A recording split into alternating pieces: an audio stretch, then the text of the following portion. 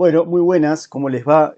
Les había prometido, en realidad para la clase anterior que habíamos hecho junto con fibrilación auricular, hablar un poco de lo que es el control de la frecuencia cardíaca en el shock, y lo puse como aséptico, hablar un poquito del shock cardiogénico. Este, pero bueno, lo hago cortito ahora aparte en esto, que seguramente va a haber con algunas preguntitas para los residentes, para ver si lo vieron nada más. Y lo otro lo voy a subir luego, el de fibrilación auricular, porque me quedó con mucho eco. Cuando le pueda mejorar el tema del eco con algún software, alguna aplicación, algo que me quede un poco mejor el sonido, ahí lo subo. Bueno, he hecho esas aclaraciones, entonces un poco comentarles cuáles son las estrategias y los terrenos en los que se puede plantear el control de la frecuencia cardíaca, ¿no? Eh, ¿Se plantea para todos los tipos de shock o solo en el caso del shock séptico? O sea, solo con alguna alteración del ritmo, por ejemplo, controlar la frecuencia cardíaca en el contexto de una fibrilación auricular, o es válido incluso para la taquicardia sinusal. Y después el otro contexto es con cuáles fármacos y por cuánto tiempo aparte, ¿no? Los beta bloqueantes, ¿cuál beta bloqueante? Ahora les voy a mostrar estudios que muchos son con el uso de beta bloqueantes en forma intravenosa en infusión continua. Puede ser por vía enteral, beta 1 selectivos, o con algún efecto alfa 2 como el carvedilol. La ivabradina también es otro fármaco que algún estudio va a aparecer. Es un selector de los canales de calcio tipo F que se ha usado y se usa para la falla en insuficiencia cardíaca crónica, para controlar la frecuencia cardíaca. Y el otro fármaco es la digoxina. Se menciona en algún artículo la midazolam, pero no voy a entrar mucho en él. Bueno, primero, por los estudios que han dado eh, más beneficios en el control de la frecuencia cardíaca, y acá tenemos un artículo alemán, que es una revisión, donde se realizaron varios estudios con un total de 154 pacientes y menciona dos, a su vez, dos ensayos, un metaanálisis y después un intervencionista, doble intervencionista, y en esta primera parte saca varias conclusiones, ¿no? El grupo lo dividen en grupo de intervención, que recibieron esmolol para mantener la frecuencia cardíaca entre 80 y 94. Este, y ahí vieron que la presión arterial se mantenía estable, todo en el contexto de pacientes con shock séptico, ¿no? Ya pacientes con shock séptico que requieren vasopresores como terapia concomitante, ¿no? Hubo un aumento en el stroke volume, el volumen sistólico, hubo una reducción de las dosis de catecolaminas, hubo una mejora en la función renal y una reducción de la mortalidad a los 28 días. Este es el autor, estas son las conclusiones que él llegó. Y entonces, pero siempre hay que tener en cuenta una cosa, este, que si bien él explica así y menciona que hay un beneficio del control de la frecuencia cardíaca en términos de hemodinamia y mortalidad, como recién les mencioné, debe considerarse primero la optimización previa de la hemodinamia, ¿no? O sea, tiene que haber un tratamiento de un volumen adecuado previo al uso de beta bloqueantes. Esta es la posología del beta bloqueante de acción ultracorta, es el andiolol por vía intravenosa, la dosis que se le hizo, o el esmolol. No voy a entrar en detalles porque son dos fármacos que nosotros, que yo sé, no contamos. Uno de los estudios que él menciona,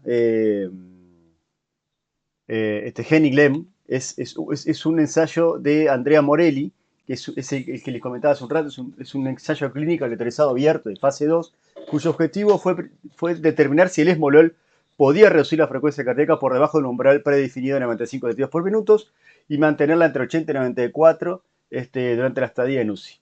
Los objetivos, siempre en el contexto del shock séptico, ¿no? Vamos a seguir aclarando eso. Los objetivos secundarios incluyeron evaluar los efectos del esmolol sobre los requerimientos de noradrenalina, los índices cardiorrespiratorios de oxigenación y los eventos adversos y la mortalidad de los 28 días.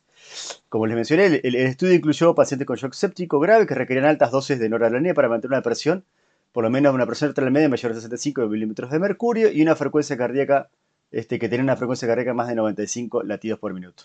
Los pacientes fueron aleatorizados a recibir el tratamiento convencional, el grupo control, o un tratamiento con infusión continua de esmolol, es un beta bloqueante cardioselectivo beta 1, para mantener la frecuencia cardíaca entre 80 y 94 latidos por minuto. ¿Cuáles fueron los resultados? El grupo que recibió esmolol logró mantener la frecuencia cardíaca dentro del rango objetivo, que fue lo que ellos buscaban. La mortalidad de los 28 días fue significativamente menor en el grupo que recibió esmolol, en comparación con el grupo control, pero aparte una diferencia muy importante. Por eso es un tema muy controvertido que me gustó mencionarlo, porque vamos a ver pacientes en CTI que vamos a tener en un contexto de un shock séptico, taquicárdicos, y siempre es nuestra duda es hasta cuánto puede ser perjudicial la taquicardia si solo es un efecto del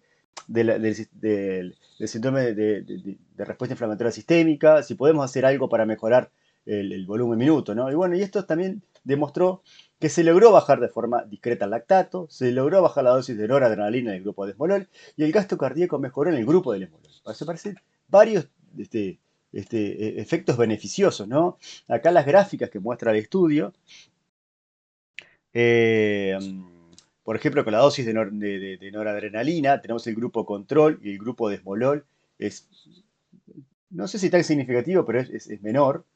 Yo no hubiese pensado lo contrario. La frecuencia cardíaca, obviamente, en el grupo control se mantuvo por encima de 100 siempre, y en el grupo de Smolol entre 80 y 90, que fue el objetivo, ¿no? La presión arterial media, como ven, acá hay un entrecruce del grupo del Esmolol, pero rápidamente después recupera a las 72 horas y la presión arterial media en el grupo control disminuye. El índice cardíaco también siempre se mantuvo más alto en el grupo del grupo control en este caso, y el stroke volume en el grupo del esmolol se mantuvo más alto. Otro estudio, que también que lo mencionan en el primer estudio alemán de Hasegawa, que es una revisión sistemática y un metaanálisis de ensayos clínicos controlados que compararon la mortalidad de pacientes con sepsis y shock sépticos tratados con esmolol o landiolol versus placebo o sin intervención. Los beta-bloqueantes se utilizaron en pacientes con shock séptico que presentaban taquicardia persistente a pesar de la reanimación inicial con fluidos, que es una cosa importante, y vasopresores, buscando controlar la frecuencia cardíaca y mejorar la eficiencia cardiovascular en esta etapa del shock. Los resultados fueron que se asoció significativamente con una menor mortalidad a los 28 días en el grupo del esmolol, pero aparte, de manera bastante importante, una diferencia muy importante, el uso de estos beta-bloqueantes también se asoció con una mayor reducción de la frecuencia cardíaca, mejor índice de volumen sistólico y menor recuento de glóbulos blancos a las 24 horas, sin diferencias significativas en la presión arterial media y en la dosis de noradrenalina. Entonces, con estos resultados, ¿qué les recomiendan los autores de este estudio? Bueno, que los beta-bloqueantes de acción ultracorta, como el esmolol y el landiolol, deben considerarse para el manejo de pacientes con sepsis y shock séptico que se presentan con taquicardia persistente a pesar de la reanimación inicial con vasopresores y este, volumen, que es lo que dice acá. Bueno, pero ahora vamos a ir un poco ya entrando a lo que son los estudios no tan positivos. Ese es un estudio hecho en animales. Es un estudio experimental en 12 cerdos que lo dividieron en 3 grupos, esmolol, ibabradina y un grupo control. Ahí se le indujo un shock séptico bacteriémico y se realizó una reanimación con fluido. Luego se le administraron los fármacos hasta alcanzar una frecuencia cardíaca entre 80 y 90 y finalmente se administró noradrenalina. Esto hizo una secuencia inversa, ¿no? Se hablaron los índices de, de variabilidad de la frecuencia cardíaca, sensibilidad a valor refleja, el índice de Baker, que es una medida de la eficiencia de la oxigenación miocárdica, y otros parámetros hemodinámicos, muchos a nivel experimental, ¿no? Y lo que plantean ellos es que el reducir la frecuencia cardíaca podría mejorar la producción miocárdica y el balance de oxígeno. La diferente interacción entre los dos fármacos y el sistema nervioso autónomo podría conducir a un control autonómico diferente de la función cardíaca, expresada por la variabilidad de la frecuencia cardíaca y el control barro reflejo de la frecuencia cardíaca. O sea, tendría algún beneficio a nivel de lo que es la sensibilidad barro refleja al control de la frecuencia cardíaca, ¿no? El índice de Baker, que mide la eficiencia de la oxigenación miocárdica, como les dije recién, no mejoró significativamente con la administración de esmolol o ibabradina, a pesar de que aumentaron el tiempo diastólico, ¿no? Esto se debe a que también aumentó la demanda de oxígeno en este contexto. O sea, por un lado, si bien mejora el stroke volume, al aumentar el tiempo diastólico, también aumenta el requerimiento miocárdico de oxígeno. La disfunción autonómica inducida por el shock séptico y evidenciada por la disminución de la variabilidad de la frecuencia cardíaca y la intensidad refleja no se resolvió completamente después de la reemisión con fluidos. La administración de esmolol o ibabradina mejoró tanto la variabilidad de la frecuencia cardíaca como la sensibilidad refleja. Pero este efecto favorable se mantuvo después de noradrenalina solo en el grupo tratado con esmolol. Eso como un efecto positivo. La interacción del esmolol con el sistema autónomo es beneficiosa en el shock séptico para restaurar la mejor condición de variabilidad de la frecuencia cardíaca y el control, mientras que la ibradina no es tan efectiva cuando se administra junto con noradrenalina. O sea, el esmolol tiene un efecto un poquito más beneficioso de lo que es la ibradina. Por lo tanto, los autores que concluyen que los resultados confirman los posibles efectos beneficiosos en la administración de esmolol durante el shock séptico, ya que mejora el control autonómico de la frecuencia cardíaca y la modulación de sus oscilaciones, todo de forma muy discreta, como les comenté recién. Este es un estudio de la 2024, salido, no sé si es el mes pasado o el anterior, en la Intensive Care Medicine, que estudió el efecto del landiolol para controlar la frecuencia cardíaca en pacientes con shock séptico y taquicardia persistente. Es un estudio multicéntrico randomizado, el estudio LANDI-CEP. Es un, intervinieron 20 centros de 7 países europeos entre el 2018 y el 2022. En total, 196 pacientes adultos con shock séptico y taquicardia persistente, una frecuencia cardíaca mayor a 95, y los pacientes fueron asignados aleatoriamente a recibir landiolol más el tratamiento estándar o solo el tratamiento estándar. El landiolol se tituló para alcanzar una frecuencia objetivo entre 80 y 94 y el endpoint combinado es la respuesta a la frecuencia cardíaca, o sea, su mantenimiento sin aumentar los requerimientos de vasopresores durante las primeras 24 horas, y los endpoints secundarios fueron la mortalidad de los 28 días, los eventos adversos, los cambios en los requerimientos de vasopresores, duración de la estancia en UCI y en el hospital, y la puntuación SOFA. ¿Cuáles fueron los resultados de esto? Los pacientes del grupo landiolol vieron que, bueno, que el vasopresor por amplia mayoría más utilizada fue la noradrenalina. La dosis total media de noradrenalina durante el periodo de tratamiento fue de 194,6 miligramos para el grupo de landiolol y 138,46 para el grupo control, o sea, mucho más alto para el grupo del beta bloqueante. El uso de otros agentes sinotrópicos como la dobutamina, levosimendan y la rilona fue poco frecuente y solo 9 pacientes en cada grupo recibieron este medicamento. Menciona que el análisis de sus grupos, esto es bastante importante, mostró una tendencia a una menor mortalidad en pacientes con fibrilación auricular que fueron tratados con landiolol, pero una tendencia inversa hacia una mayor mortalidad en los pacientes con taquicardia sinusal. O sea, si bien beneficia a los pacientes con fibrilación auricular y taquicardia, o FA con baja tasa de bloqueo, muestra un no beneficio o una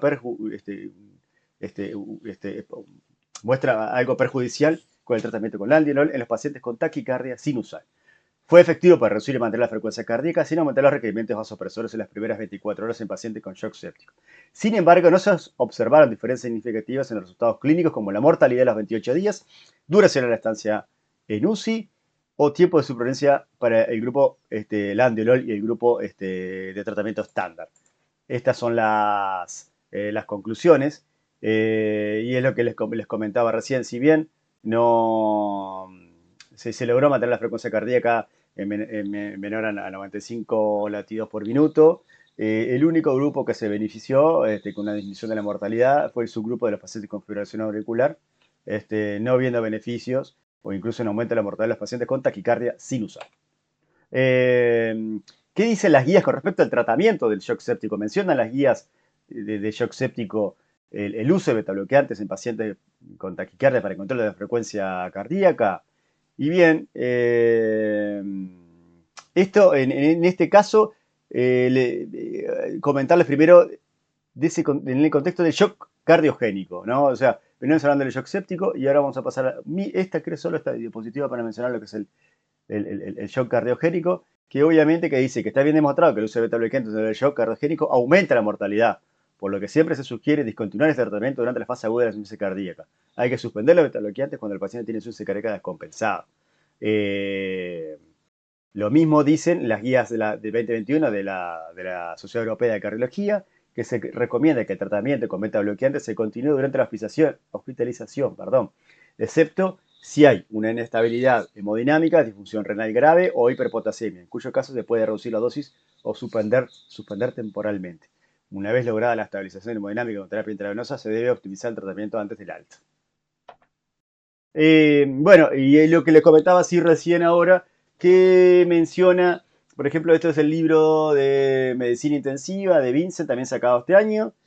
Y si menciona algo acerca de los betabloqueantes en el shock séptico, bueno, él menciona el control de la infección, menciona la renovación hemodinámica, donde él dice que hay que asegurar una adecuada ventilación y oxigenación, corregir la hipovolemia, utilizar vasopresores, si la persona se recupera con fluidos, y monitorizar estrechamente los parámetros hemodinámicos. También menciona el papel de los corticoides como modulación de la respuesta inmune, pero en el texto no aborda específicamente el manejo de la taquicardia en el shock séptico ni el uso de betabloqueantes u otros fármacos para este fin. El enfoque principal está en el control de la infección y la renovación hemodinámica y la modulación de la respuesta inflamatoria. O sea que en el capítulo ni lo menciona. Up to date. Bueno, acá aparece sí, pero en la sección de terapias farmacológicas a nivel de investigación o que son inefectivas para la sepsis, y ahí menciona el control de la frecuencia cardíaca, donde dice que los betabloqueantes pueden ser incluso a tener efectos hasta deleterios a nivel o sea, puede atenuar los efectos deleterios de la respuesta adrenérgica en exceso, pero sin embargo son limitados los estudios que sugieren el empleo, incluso puede ser dañino, ¿no? Las guías de shock séptico del 2023 no mencionan el uso de betabloqueantes para el control de la frecuencia cardíaca en el tratamiento del shock séptico, y lo mismo las guías de la Survival Sepsis Campaign del 2021 para el tratamiento del shock séptico no menciona el uso del control de la frecuencia cardíaca ni el uso de betabloqueantes.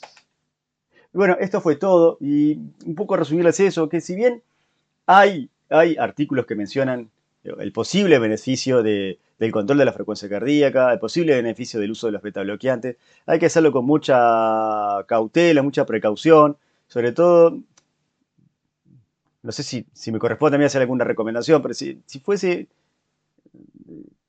yo que tuviese que tomar la decisión, bueno, lo usaría en un contexto muy acotado, en pacientes que tienen una fibrilación auricular, donde asumo que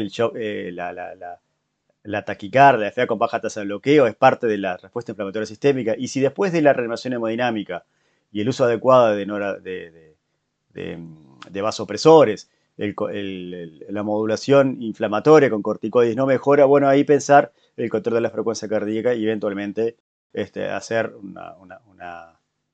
el uso de algo para frenar, así sea amiodarona o beta bloqueante. Yo me inclinaría más por el uso de amiodarona y dependiendo un poco de la función cardíaca, si la función cardíaca está muy deteriorada, ser un poco más cautos con el uso de beta bloqueante, que no tenga asociado una falla cardíaca junto con la sepsis. Pero nada, era un poco ponerlos al tanto con eso. Surgió aparte una conversación con uno de los residentes y aprovechaba a comentarles esto. Bueno, muchas gracias y nos vemos luego.